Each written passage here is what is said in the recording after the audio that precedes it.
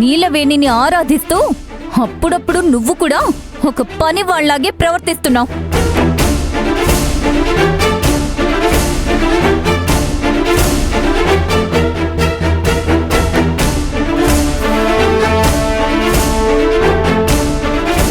ఒక్కోసారి నాకేమనిపిస్తుందో తెలుసా?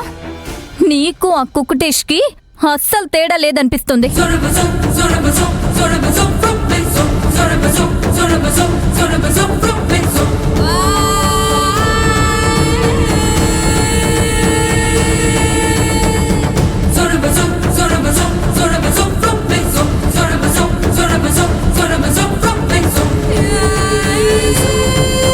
హరిత, ఇక నోరు మూస్తావా? ఎవరితో ఏం మాట్లాడాలో, ఎప్పుడు ఎలా నడుచుకోవాలో ఇంత వయసొచ్చినా నీకు నేర్పించాలా? ఇన్నాళ్ళు మీరు నేర్పించింది చాలు మామ్. ఇంకా నేను మీ దగ్గర నేర్చుకోవాలనుకోవట్లేదు. హరిత, నీకు ఈ అహంకారమే పనికిరాదు. ఈరోజు మనం ఈ స్థాయికి ఎదిగామంటే దానికి కారణం మన పేరెంట్స్. నువ్వు మన పేరెంట్స్ని కూడా తక్కువ చేసి మాట్లాడుతున్నావు. రంజిత్, హరిత గురించి మీరు మరీ అంత కంగారు పడాల్సిన అవసరం లేదు. హరిత ఎక్కడ ఎలా ప్రవర్తించాలో అలాగే ప్రవర్తిస్తుంది.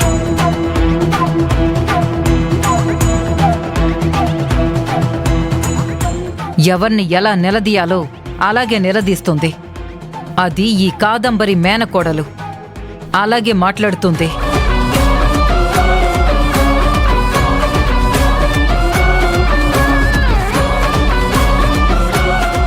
తారక్, నీ పెళ్ళాం క్లాస్ అని తెగ పొంగిపోతున్నావు కదా. కాసేపటి క్రితం నీ క్లాస్ పెళ్ళాం ఏం చేసిందో తెలుసా?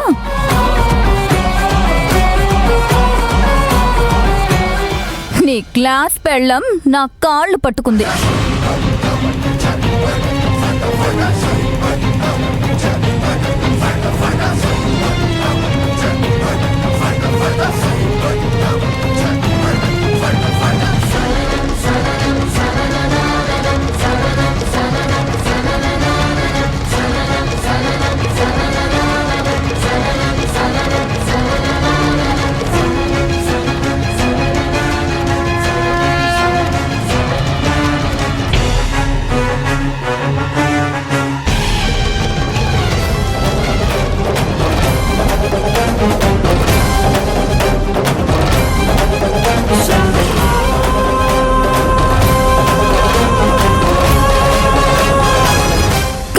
నొప్పులుగా ఉన్నాయంటే ఒక పని దానిలా నా కాళ్ళు పట్టింది.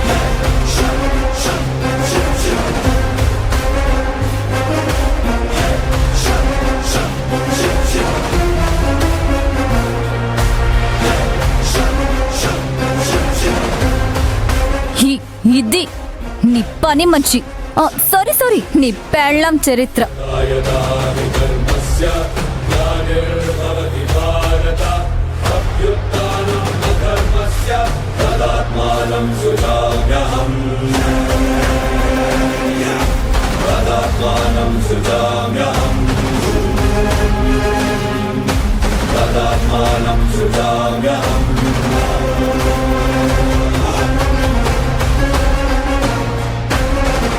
నీలవేణి,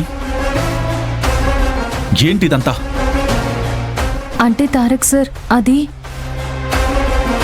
చూడు తారక్, నువ్వు తన్ని మన స్థాయికి తీసుకురావాలని ప్రయత్నిస్తున్నావు. కానీ అది జరగదు.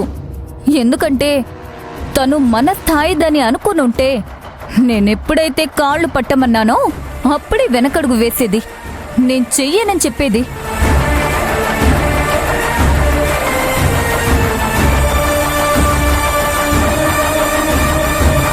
కానీ ఆత్మాభిమానం లేని దానిలా, గంగిరెద్దులా నేను చెప్పిన దానికి తలూపి నా కాళ్ళు పట్టింది.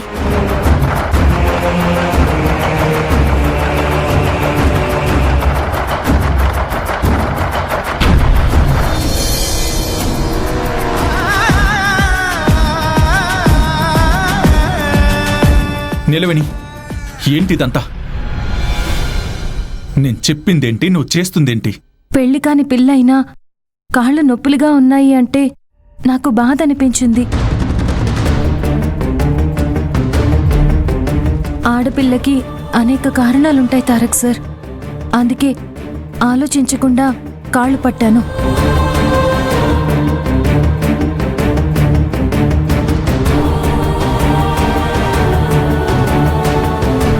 అది నా భార్య సంస్కారం.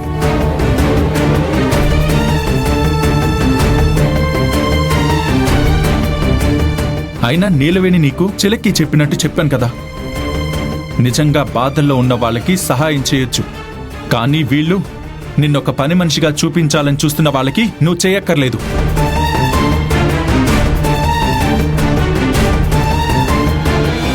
అది కాదు తారక్ సార్. నువ్వేం మాట్లాడుకో, లోపలికి పో. నీకే చెప్పేది, ముందు నువ్వు లోపలికి వెళ్ళు.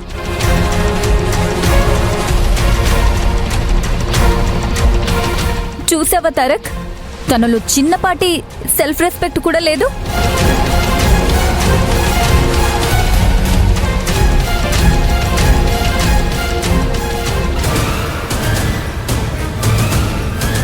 ఎందుకంటే తన ఒంట్లో ప్రవహిస్తుంది ఒక బానిస బతుకు బతికే రక్తం.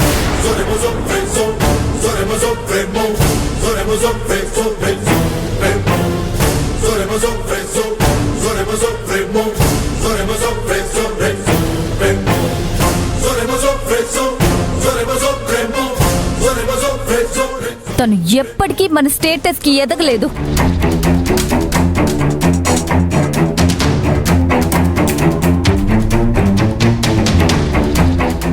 నీలవేణిని మార్చడం నీ వల్లే కాదు, తనని కన్న వాళ్ల వల్ల కూడా కుదరదు.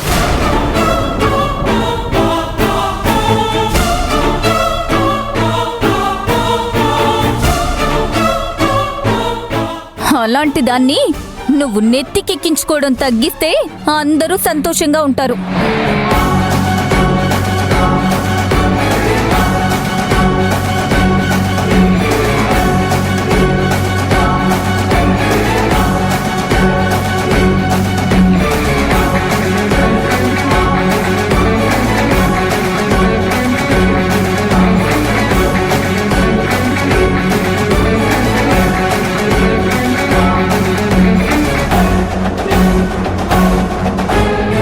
హరితమ్మ గారు, మీరు మా ఇంటికి అతిథిగా వచ్చారు.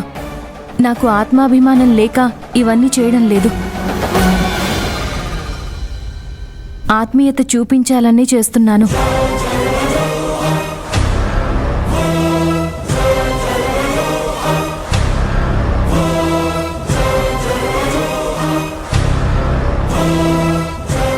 బానిసగా అలవాటు పడి ఇవన్నీ చేయడం లేదు. అది నా బాధ్యత అని చేస్తున్నాను.